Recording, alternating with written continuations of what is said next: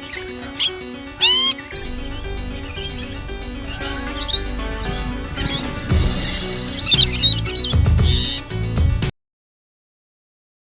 I want to show you people is what I feed these lovely birds. Now, first of all, I put 6 pieces of bread on a tray and I put white sugar and then I put water on it. I put a little bit of water on it and then look, you'll see this is a delicious recipe for these birds. You'll see them all come down soon. Then I put a little bit of maple syrup on top of it, which they seem to enjoy, as you'll see.